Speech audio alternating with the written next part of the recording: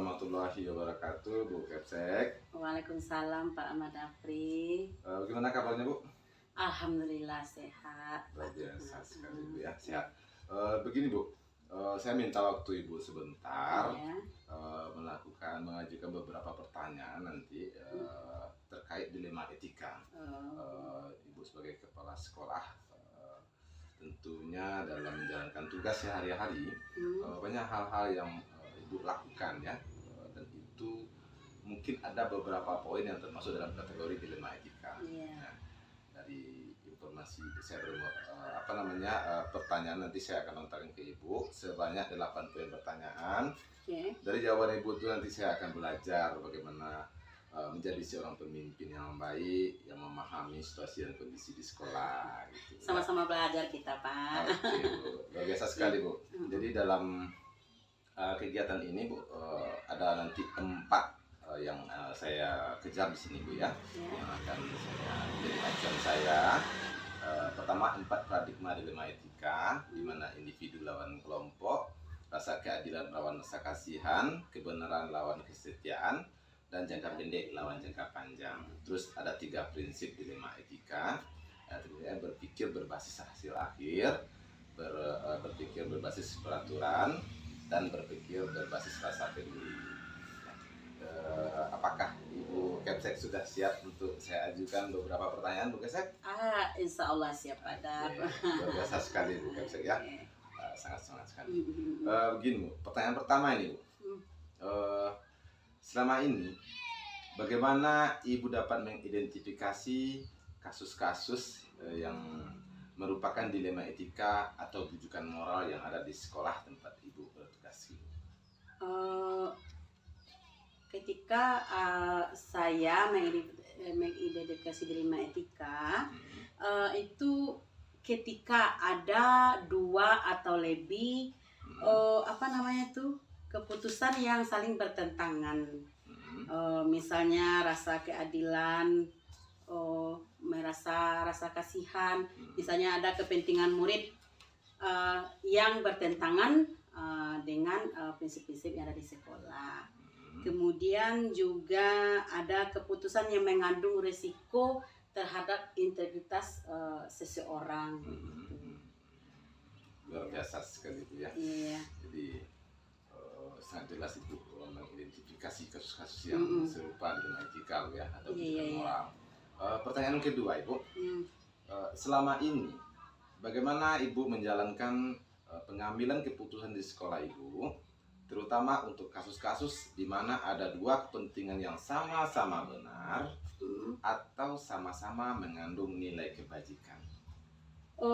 Pengambilan keputusan di sini saya berusaha untuk menyeimbangkan antara kebijakan sekolah yang ada dengan nilai-nilai moral, dengan mempertimbangkan dampak jangka panjang dan dampak jangka pendeknya. Kemudian juga saya melibatkan guru dan semua stakeholder yang ada di lingkungan sekolah, baik itu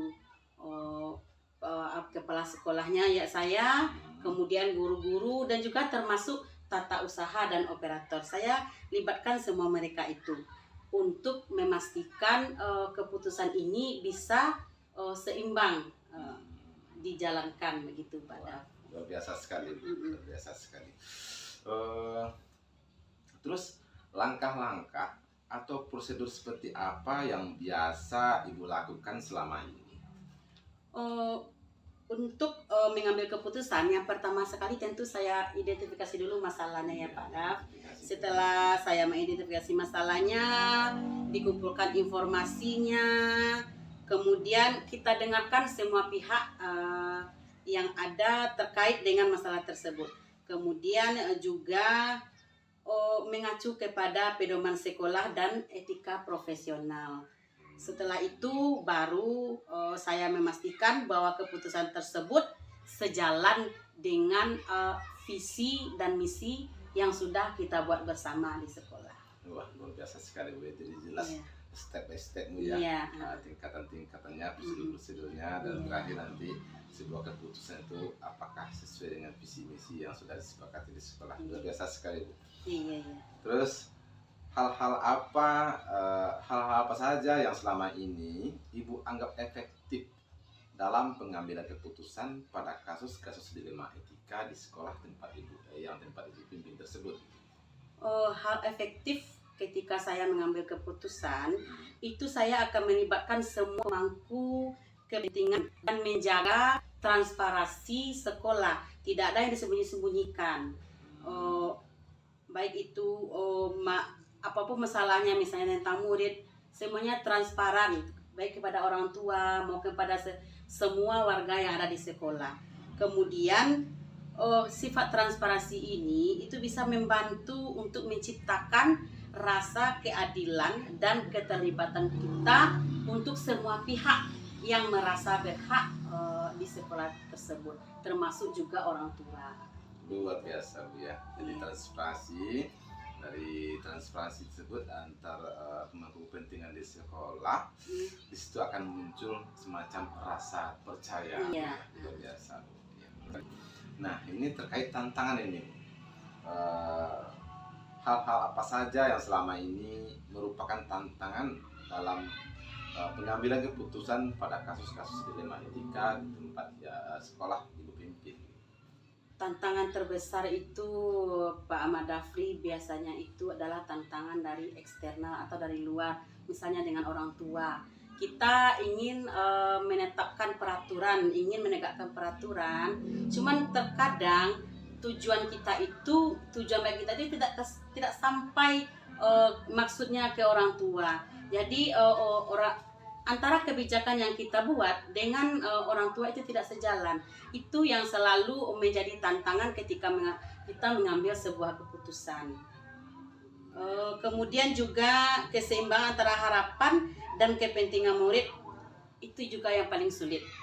Kita ingin mengharapkan murid seperti ini, namun terkadang untuk mewujudkan hal seperti itu kita memang susah terhadap murid itu. Jadi itu beberapa tantangan yang paling terasa sekali adalah tantangan dari orang tua. Iya, betul. Jadi tantangan yang Ibu rasakan itu tidak jauh beda dengan kelas sekolah yang lain Bu ya. Iya. Betul-betul datang dari luar Bu ya. Namun itu tidak bisa kita hindari, mesti harus kita carikan win-win solusinya ya atas masalah-masalah ada yang membuat kita tertantang gitu ya. Oke. Apakah Ibu memiliki sebuah tata cara atau jadwal tertentu dalam sebuah penyelesaian kasus dilema etika? Apakah Ibu langsung menyelesaikan di tempat atau memiliki sebuah jadwal untuk menyelesaikannya? Bentuk atau prosedur seperti apa yang Ibu lakukan? Kalau untuk penyelesaian sebuah masalah Pak Adaf, saya melihat dulu urgent atau tidaknya masalah ini. Urgent ya. Iya. Kalau masalahnya itu urgent, harus diselesaikan secepat mungkin. Ketika masalah itu timbul, saya akan menyelesaikannya di saat itu juga. Namun jika masalahnya itu masih tidak terlalu urgent, mungkin saya akan menyelesaikannya di lain waktu. Kenapa? Karena menurut saya dalam penyelesaian sebuah masalah kita tidak boleh terburu-buru. Karena apa yang kita kerjakan dengan terburu-buru itu hasilnya cenderung tidak baik. Namun kalau untuk terjadwalnya sebuah penyelesaian masalah, saya sendiri tidak pernah menjadwalkan untuk menyelesaikan masalah ini. Cuman ketika masalah itu timbul, ketika ada waktu yang tepat untuk saya selesaikan secepat mungkin. Tapi tidak memiliki jadwal dan juga tidak memutuskan dikala masalah itu timbul langsung saya putuskan, tidak. Dilihat kepada urgent atau tidaknya masalah tersebut. Iya, luar biasa sekali Bu ya. Berarti melihat dulu bagaimana keadaan masalah ini. Masalah ini perlu nak dipecahkan secara langsung, diselesaikan langsung. Ini berbahaya, ini urgensi gitu ya. Ini tidak. Kalau sekiranya urgent, ya Ibu berusaha secepat mungkin mencari solusinya, menyelesaikannya. Kalau ini hanya butuh tidak terlalu urgent, Ibu mencari mungkin waktu-waktu yang lebih baik untuk mencari solusi terbaik di masalah yang ada. Namun tidak terjadwal Bu ya. Artinya Ibu menyikapi hal-hal yang berkaitan dengan masalah khususlah masalah dilema etika yang terjadi di sekolah tempat Ibu bertugas. Hmm. Berarti Ibu menyesuaikan ya Iya, dengan menyesuaikan keadaan. dengan keadaan. Oke, Bu. Ya. Luar biasa sekali. Pertanyaan yang ke-7 ini. Adakah seseorang atau faktor-faktor apa yang selama ini mempermudah atau membantu Ibu dalam mengambil keputusan dalam kasus-kasus dilema etika di sekolah tempat Ibu pimpin? Maksudnya yang membantu ya Pak Davi ya? Iya, yang membantu Ibu menyelesaikan kasus-kasus Ketika dilema. saya menyelesaikan suatu masalah, itu dari pertama saya menjadi kepala sekolah, saya selalu meminta saran kepada guru senior yang ada di sana.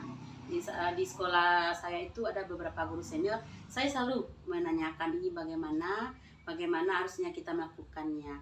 Namun ketika guru seniornya tidak ada, saya juga bisa bertanya kepada teman-teman yang lebih berpengalaman. Juga bisa kita tanyakan kepada pokoknya teman-teman yang bisa memberikan saran yang baik. Saya tanyakan semuanya, termasuk juga pengalaman pribadi yang selama ini telah saya dapatkan. Jadi itu beberapa faktor yang membantu saya dalam mengambil sebuah keputusan di sekolah. Iya, luar biasa sekali Bu ya. Jadi walaupun kita jadi seorang pemimpin di usia muda, Iya, guru-guru senior itu tetap kita kedepankan. Iya, Bu ya. Pak Luar Daf, biasa karena sekali. pengalaman itu adalah guru terbaik pada walaupun kita yang muda-muda ini dibilang cerdas segala macam, tetapi tetap pengalaman kerja itu tetap guru yang terbaik. Iya, betul, luar biasa sekali. Iya. Lagian kalau menurut prinsip kita, antara kita yang muda dengan guru-guru yang lebih tua daripada kita itu, kita lebih cenderung menghargai ketuaan. Iya. Jadi apa namanya, kolaborasi, diskusi yang open itu betul-betul terjalin di sekolah itu. Ya. Luar biasa sekali. Pertanyaan terakhir nih Bu. Iya ya. Dari semua hal yang telah disampaikan Bu, pembelajaran apa yang dapat Ibu petik dari pengalaman Ibu mengambil keputusan dilema etika di sekolah yang Ibu pimpin? Pelajaran yang dapat saya ambil di sini adalah saling keterbukaan dalam suatu instansi. Kita harus transparansi, kemudian menjaga komunikasi yang baik.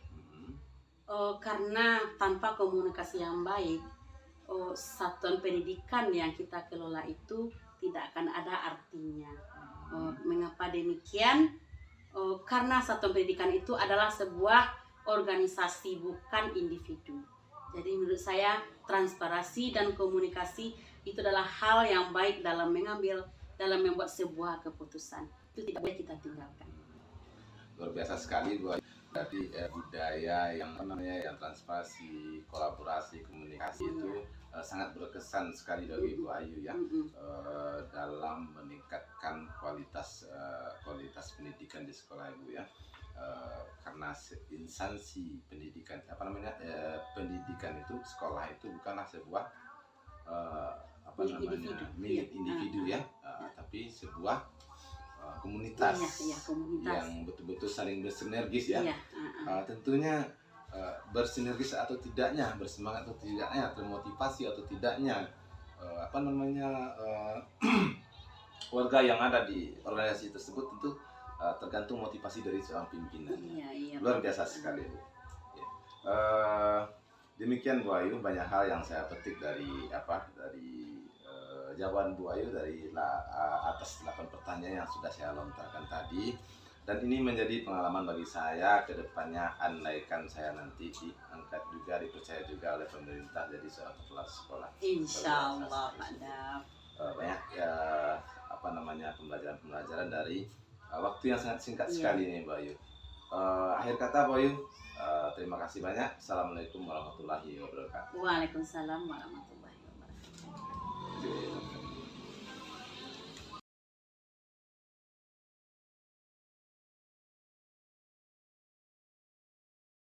Begini Pak, saya mohon waktu Bapak sebentar melakukan wawancara terkait pengambilan keputusan berbasis nilai-nilai kebajikan yang sudah Bapak lakukan di sekolah ini selaku pemimpin.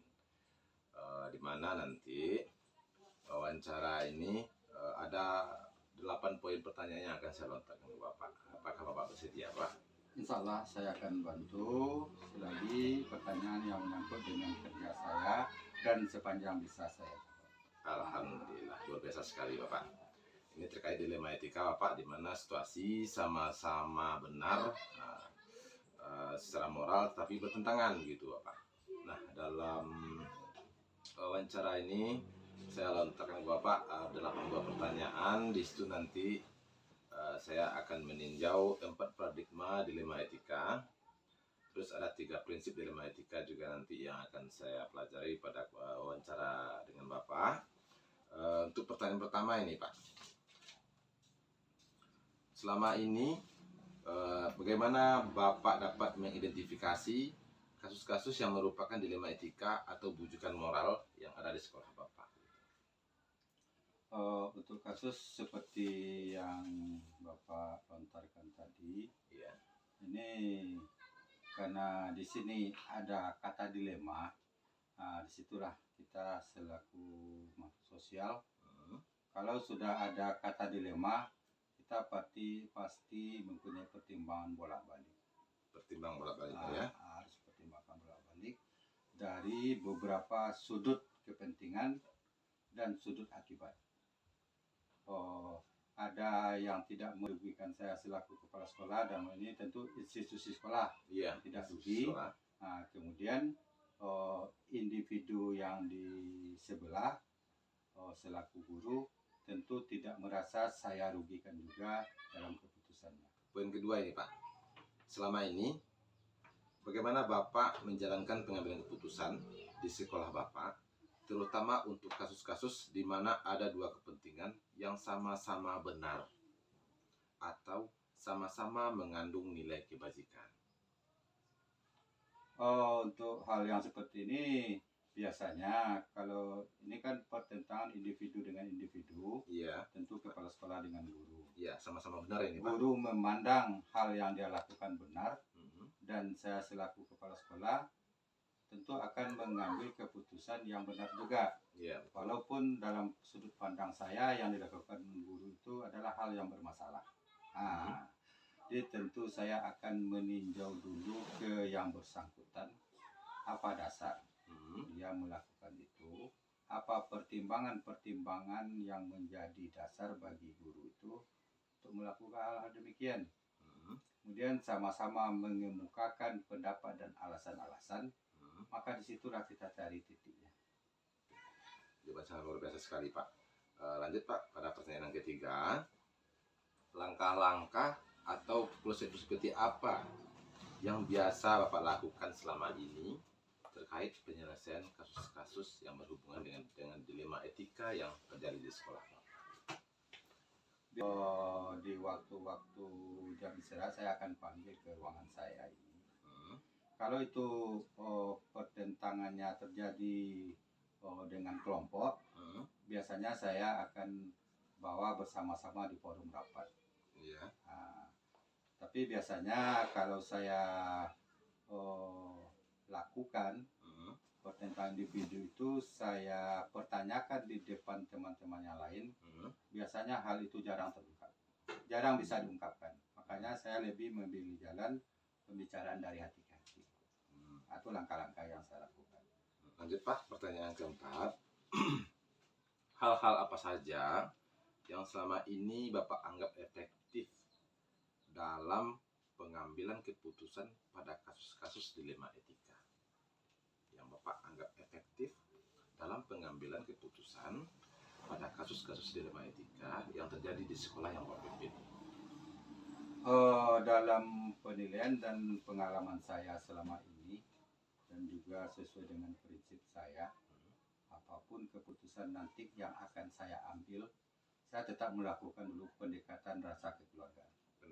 Saya bawakan dulu di dalam pembicaraan awal itu dengan individu yang bersangkutan, bahwa saya ini di sekolah bukan penguasanya, saya adalah pemimpinnya. Kalau dia bisa memandang saya sebagai ayah, saya akan bawakan seperti itu. Jadi nanti akan timbullah komunikasi antara ayah dengan anak.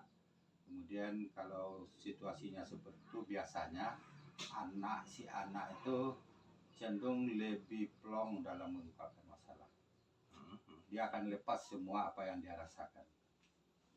Jadi intinya apa yang prinsip yang saya lakukan, saya tanamkan dulu, saya masukkan dulu rasa kekeluargaan di dalam pembicaraan itu.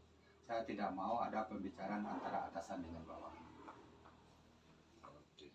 Berarti termasuk semacam tindakan untuk menstabilkan dulu suasana. Ya, Setelah nanti suasana ini merasa nyaman, aman, barulah nanti baru saya masuk ke pokoknya. hal-hal yang berkaitan dengan dilema etika Pak Ah. memasuki begitu Iya. Pak ya. Luar biasa sekali Pak. Hal apa saja yang selama ini merupakan tantangan dalam pengambilan keputusan pada kasus-kasus dilema etika yang terjadi di sekolah yang Bapak pimpin ini? Hal-hal apa saja yang menjadi tantangan bagi Bapak untuk mengambil sebuah keputusan yang berkaitan dengan dilema etika di sekolah yang Bapak pimpin? Kalau tantangan barangkali, kalau saya sebut tantangan mungkin tidak ada tantangan. Karena tentu saya selaku kepala sekolah mengambil keputusan tentu dalam koridor-koridor saya selaku kepala sekolah. Antara kepala sekolah dengan guru. Tapi yang terjadi tantangan itu ada dalam hati. Karena bagaimanapun selaku makhluk sosial, apapun yang kita putuskan, kita pasti akan memikirkan setelah diputuskan apa akibatnya. Jadi tantang saya di situ sebelum memutuskan, perperangan dalam batin saya antara aturan yang mesti saya tegakkan dan pertimbangan dalam hati saya selaku makhluk sosial. Ada enggak Pak anak yang ada di sekolah yang Bapak pimpin ini, dia akan melakukan semacam ujian akhir di sekolah ini, namun karena halangan suatu hal, sakit atau memang urusan keluarga, atau karena dia sudah malas jenuh sekolah, dia memutuskan untuk tidak ikut ujian akhir di sekolah ini, gitu Pak, sehingga dia terancam untuk tidak lulus, sudah tidak memiliki ijazah SD, gitu ya Pak. Ada nggak Pak? Kalau ada, bagaimana langkah-langkah Bapak untuk menyikapi anak tersebut? Apakah Bapak biarkan saja dia tamat dari sekolah ini tanpa memiliki ijazah, artinya tidak lulus, atau Bapak berusaha untuk agar anak ini memiliki ijazah sehingga dia berstatus lulus SD, gitu ya Pak? Ada nggak Pak selama Pak memimpin sekolah ini? Kasus ini pernah ada.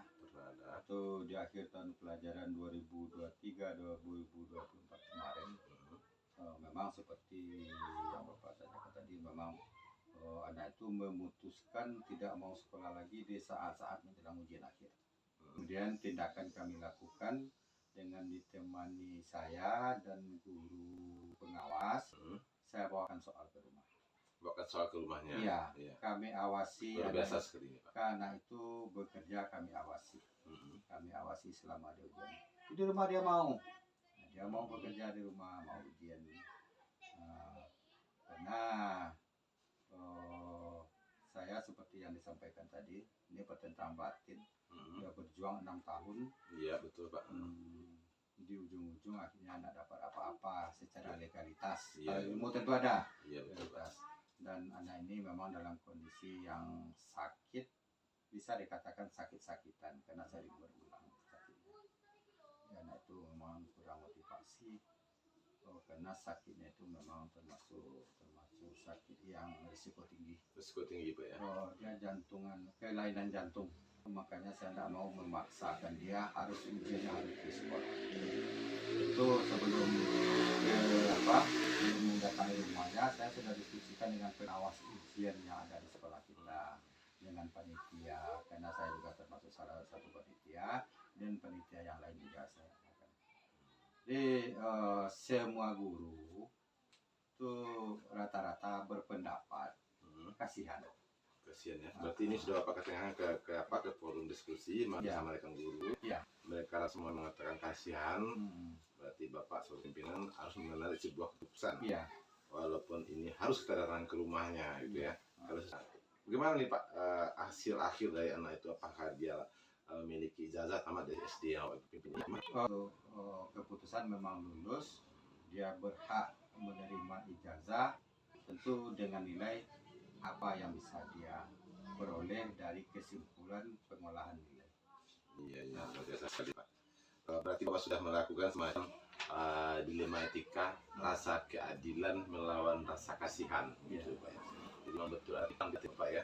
Kalau menurut aturannya yang adil seperti ini, tapi karena Bapak kita selaku seorang guru Pak ya, tidak ingin anak itu dinyatakan putus sekolah, makanya kita usahakan melakukan usaha-usaha tindakan agar dia tetap lulus dari sekolah ini dan melanjutkan ke tingkat berikutnya Pak ya. Punya kesempatan dan kemungkinan untuk ke SLTP. Iya, luar biasa sekali Bapak. Apa yang saya lakukan satu pemimpin dan rekan-rekan guru di sekolah ini. Berikutnya Pak, adakah seseorang atau faktor-faktor apa yang selama ini mempermudah atau membantu Bapak dalam pengambilan keputusan dalam kasus-kasus dilema etika di sekolah ini? Untuk seseorang, mungkin saya bisa menyebutkan untuk semua orang. Karena ya? warga sekolah, baik itu tenaga pendidik ataupun kependidikan, menurut yang saya alami selama ini, tidak ada yang memperlihatkan secara lahir rasa tidak suka sama saya. Ini tuh memudahkan saya berkomunikasi. Karena kalau saya sudah ditampilkan oleh seseorang wajah tidak suka, mungkin saya akan menampilkan wajah tidak suka saya untuk 2 kali dari itu. Tapi saya tidak pernah menampilkan wajah tidak suka saya, karena saya melihat guru itu ada rasa sukanya sama saya. Artian dia mungkin barangkali lebih cukup apalah dipimpin sama saya, suka, sehingga ini menggampangkan saya, memudahkan saya untuk berkomunikasi. Dan itu berpengaruh kepada batin saya dalam bertindak secara nyata untuk mengambil keputusan-keputusan seperti yang disampaikan tadi, dilema etika tadi itu. Bapak ketengahkan. Iya. Karena saya tidak ada rasa sungkan untuk menyimpan sebuah permasalahan, karena rasanya semua guru itu apa yang saya sampaikan itu dia akan tetap dengar dulu. Baru di sana nanti kalau ada yang mau mengkoreksi, mau berdebat, saya silakan. Dari situlah lahir sebuah keputusan yang nanti akan Bapak ambil begitu Pak ya. Karena saya di sekolah selalu membuka ruang bagi guru untuk mengkritik saya dan mendebat saya, sepanjang disampaikan dengan cara-cara yang baik. Iya, luar biasa sekali Pak. Berarti artinya Bapak terbuka untuk dikritisi, untuk didebat dalam konteks positif, membangun Pak ya. Iya, membangun ke depannya bagaimana hal-hal yang baik ini tetap semakin tumbuh menjadi lebih baik lagi Pak ya. Nah, luar biasa sekali Pak. Pertanyaan terakhir ini Pak. Dari semua hal yang telah disampaikan, pembelajaran apa yang dapat Bapak petik dari pengalaman Bapak mengambil keputusan dilema etika? Pengalaman. Ya. Terkait pengalaman, bahwa disitulah saya merasakan bahwa selaku seorang pemimpin itu, apapun yang kita putuskan, tetap ada dilemanya. Tetap ada dilema. Tetap ada dilema. Iya, tetap ada dilema. Artinya tidak sempurna ya Pak ya. Tidak sempurna. Kemudian untuk pribadi saya, disitulah saya merasa akan lebih matang seiring dengan pertambahan usia. Luar biasa sekali Pak. Terima kasih Pak. 8 pertanyaan sudah saya lontarkan ke Bapak. Jawaban Bapak sangat luar biasa sekali. Terima kasih atas waktu dan kesempatannya Bapak. Semoga saya bisa belajar dari pengalaman-pengalaman yang sudah Bapak lakukan selama Bapak memimpin di sekolah ini. Luar biasa sekali Pak. Terima kasih. Mudah-mudahan jawaban saya ada yang Bapak cari di sana. Demikian Pak. Assalamualaikum warahmatullahi wabarakatuh. Waalaikumsalam warahmatullahi wabarakatuh.